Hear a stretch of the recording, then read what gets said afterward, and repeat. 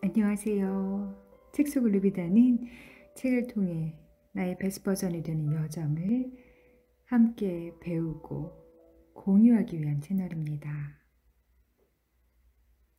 오늘 여러분과 함께 홍익출판에서 나온 논어 읽어보도록 하려고 해요. 논어는 일찍 나누고 싶은 책이었지만 편하게 접근하는 스스로를 조금 경계하고 싶어서 뜸을 들이다 이렇게 올리게 되었는데요. BC 551년경 노나라에서 태어난 공자, 또 공자를 위한, 공자에 의한 책이고요. 인과 예를 통해서 도덕적 이상사회를 꿈꾸고 또 불안했던 춘추시대에 주나라 문화나 제도의 회복을 통해서 사회 안정을 꿈꿨던, 그러나 실현하지 못했고 생을 마쳤지요. 공자와 제자들을 중심으로 토론한 책 이야기라는 의미에서 논어라고 한 것 같은데요. 한 번에 한 사람에 의해 쓰여진 것이 아니라 마치 성경처럼 여러 해를 통해서 몇 사람의 손을 거쳐서 완성된 듯하게 보인다는 게 보통 전문가들의 의견이지요. 논어는 세상 사는 이치, 교육, 문화, 정치 등 다방면의 이슈를 가지고 논의한 글이어서 시대나 사회 장벽을 넘어서 사람들의 마음에 공감을 일으키고 있는 것 같아요. 이런 게 바로 이제 이른바 경전이라고 불리는 책들이 갖는 공통점이죠. 특히 논어가 좀 글이 매우 함축적이어서 번역하신 분의 역량에 따라서 또는 독자의 지적 깊이에 따라서 얼마든지 다른 차원의 독해가 가능하기 때문에 저도 제가 20대 읽은 논어, 30대 읽은 논어, 지금 읽는 논어는 확실히 다른 맛이다 라고 말씀드릴 수 있는 것 같아요. 여러분도 내가 맛보는 논어는 무슨 맛일지 꼭 일독해 보시고 확인해 보시기 바랍니다.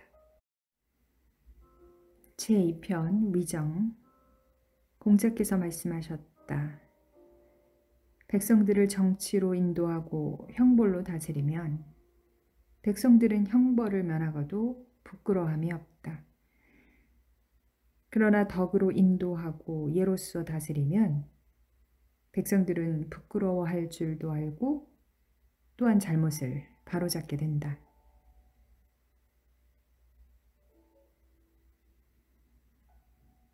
공자께서 말씀하셨다. 나는 15살에 학문의 뜻을 두었고 30살에 세계관을 확립하였으며 40살에는 미혹됨이 없었고 50살에는 하늘의 뜻을 알게 되었으며 60살에는 무슨 일이 있든 듣는 대로 순조롭게 이해했고 70살에는 마음 가는 대로 따라해도 법도에 어긋나지 않았다.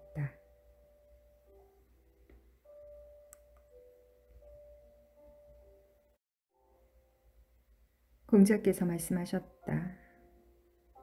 군자란 말보다 앞서 행동을 하고 그 다음에 그에 따라 말을 한다.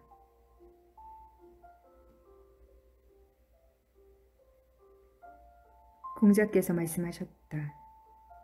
군자는 여러 사람들과 조화를 이루면서도 당파를 이루지는 않고 소인은 당파를 형성하여 여러 사람들과 조화를 이루지 못한다.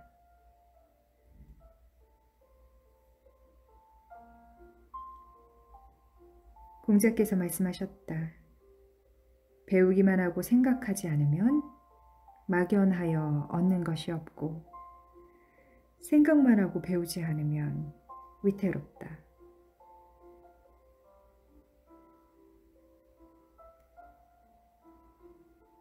공자께서 말씀하셨다. 그릇된 학문, 사상을 공부하는 것은 해로울 뿐이다.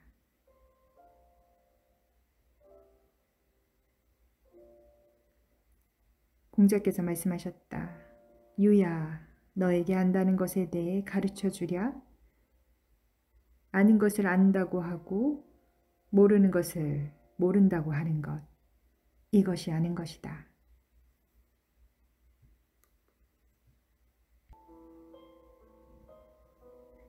애공이 여쭈었다. 어떻게 하면 백성들이 따릅니까? 공자께서 대답하셨다. 정직한 사람을 등용하여 그릇된 사람의 위에 놓으면 백성들이 따르고, 그릇된 사람을 등용하여 정직한 사람의 위에 놓으면 백성들은 따르지 않습니다. 개강자가 물었다.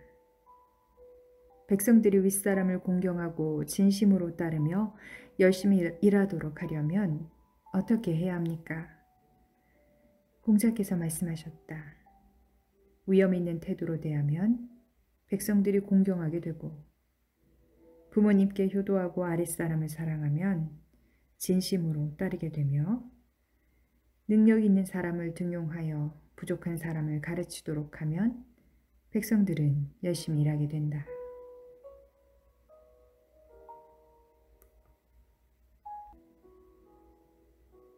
공자께서 말씀하셨다. 날씨가 추워진 뒤에야 소나무와 잣나무가 뒤늦게 시든다는 것을 알게 된다. 공자께서 말씀하셨다.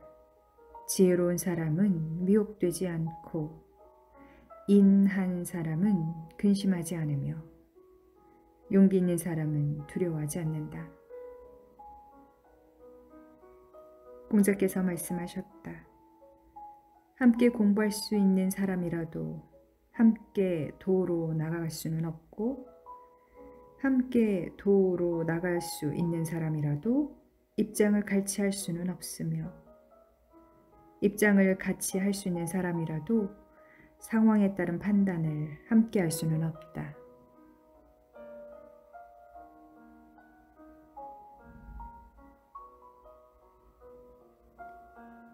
산 앵도나무 꽃이 펄럭펄럭 나붓기네.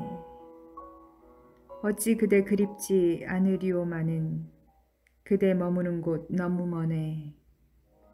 공자께서 이 시에 대해 말씀하셨다. 그리워하지 않는 것이지 진정 그리워한다면 어찌 거리가 멀 까닭이 있겠는가.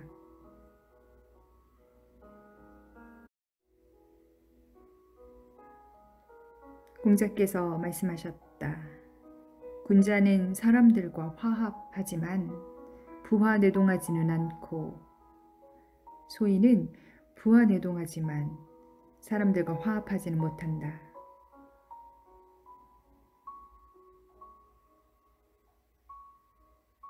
공자께서 말씀하셨다. 군자는 섬기기는 쉬워도 기쁘게 하기는 어렵다. 그를 기쁘게 하려 할 때 올바른 도리로서 하지 않으면 기뻐하지 않는다.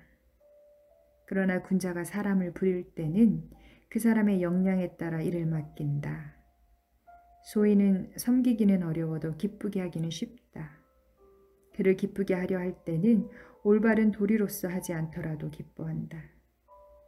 그러나 소인이 사람을 부릴 경우에는 능력을 다 갖추고 있기를 요구한다. 공자께서 말씀하셨다. 군자는 느긋하되 교만하지 않고, 소인은 교만하되 느긋하지 않다.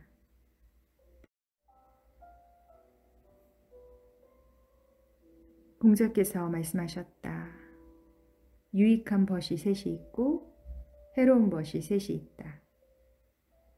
정직한 사람을 벗하고, 신의가 있는 사람을 벗하고, 견문이 많은 사람을 벗하면 유익하다.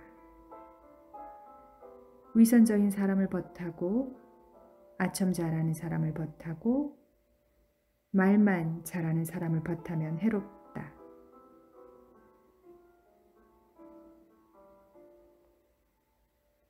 공자께서 말씀하셨다.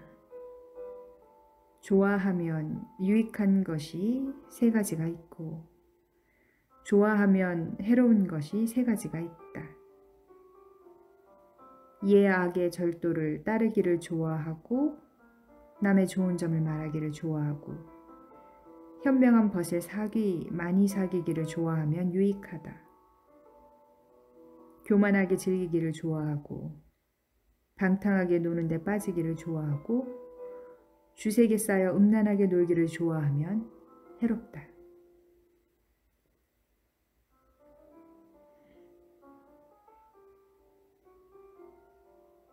공자께서 말씀하셨다. 군자를 모실 때 저지르기 쉬운 3가지 잘못이 있다. 말할 때가 되지 않았는데 말하는 것을 조급하다고 한다. 말해야 할 때가 되었는데도 말하지 않는 것을 속마음을 숨긴다고 한다. 얼굴빛을 살펴보지도 않고 말하는 것을 눈뜬 장님이라고 한다.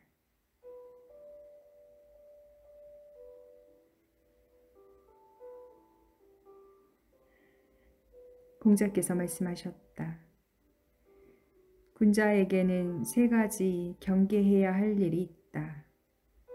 젊을 때는 혈기가 안정되지 않으므로 정욕을 경계해야 한다. 장년이 되어서는 혈기가 막 왕성해지므로 다툼을 경계해야 한다. 노년이 되어서는 혈기가 이미 쇠약해졌으므로 탐욕을 경계해야 한다.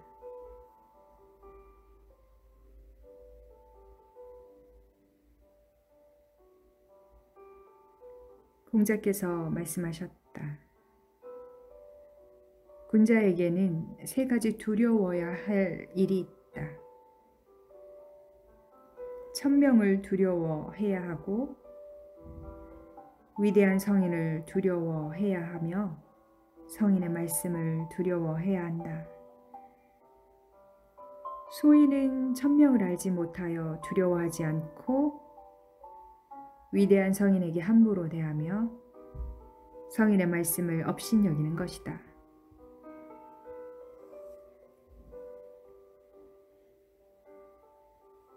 공자께서 말씀하셨다.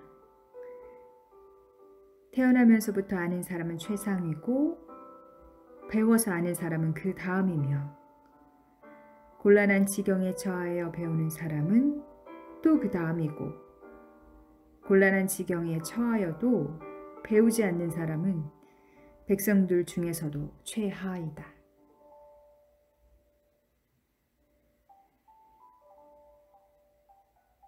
공자께서 말씀하셨다.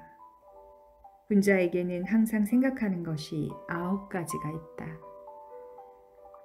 볼 때에는 밝게 볼 것을 생각하고 들을 때에는 똑똑하게 들을 것을 생각하며 얼굴빛은 온화하게 할 것을 생각하고 몸가짐은 공손하게 할 것을 생각하며 말을 할 때는 진실하게 할 것을 생각하고 일을 할 때에는 공경스럽게 할 것을 생각하며 의심이 날 때에는 물어볼 것을 생각하고 성이 날 때에는 뒤에 겪을 어려움을 생각하며 이득될 것을 보았을 때에는 그것이 의로운 것인가에 생각한다.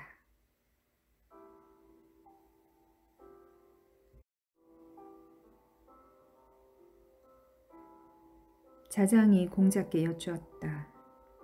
어떻게 하면 정치에 종사할 수 있습니까? 공자께서 말씀하셨다. 5가지 미덕을 존중하고 4가지 악덕을 물리친다면 정치에 종사할 수 있다. 저장이 말했다.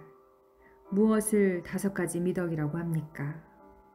공자께서 말씀하셨다. 군자는 은혜를 베풀되 낭비하지 않고 수고롭게 일을 시키면서도 원망을 사지 않으며 뜻을 이루고자 하면서도 탐욕은 부리지 않고 넉넉하면서도 교만하지 않으며 위험이 있으면서도 사납지 않은 것이다. 자장이 말하였다. 어떤 것을 가리켜 은혜를 베풀되 낭비하지 않는다고 합니까? 공자께서 말씀하셨다. 백성들이 이롭게 여기는 것에 따라서 백성들을 이롭게 한다면 이것이 곧 은혜를 베풀되 낭비하지 않은 것이 아니냐. 애써 할 만한 일을 가려서 수고롭게 일한다고 한다면 또한 누가 원망을 하겠느냐. 인을 실현하고자 하여 인을 이룬다면 또 어찌 탐욕스럽다 하겠느냐. 군자가 많든 적든 작든 크든 간에 감히 소홀하게 하지 않는다면 이것이 곧 넉넉하되 교만하지 않은 것이 아니겠느냐. 군자가 의관을 바르게 하고 시선을 위엄있게 하며 엄숙한 모습으로 사람들이 바라보고는 그를 어려워한다면 이것이 곧 위엄은 있으나 사납게 되지 않는 것이 아니겠느냐. 자장이 말하였다. 무엇을 네 가지 악덕이라고 합니까? 공자께서 말씀하셨다. 가르쳐 주지도 않고서 잘못했다고 죽이는 것을 학대한다고 하고 미리 주의를 주지도 않고서 결과만 보고 판단한다는 것을 포악하다고 하며 명령을 내리는 것은 태만히 하면서 기일만 재촉하는 것을 해친다고 하고 사람들에게 고르게 나누어 주어야 함에도 출납을 인색하게 하는 것을 옹졸한 벼슬아치라고 한다.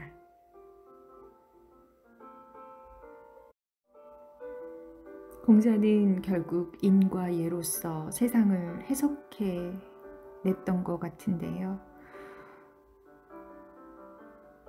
이 인자를 보면 사람 인자가 두 개가 이렇게 있는 형상을 하고 있지요.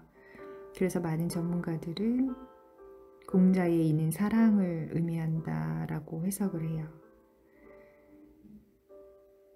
결국 이 세상의 모든 이치와 원리의 귀결은 사랑인 것 같습니다. 들으면 들을수록 행복한 부자가 되는 채널 책속을루비다. 오늘도 이 책을 통해 여러분의 삶을 이루고 누비고 즐기기 바라요.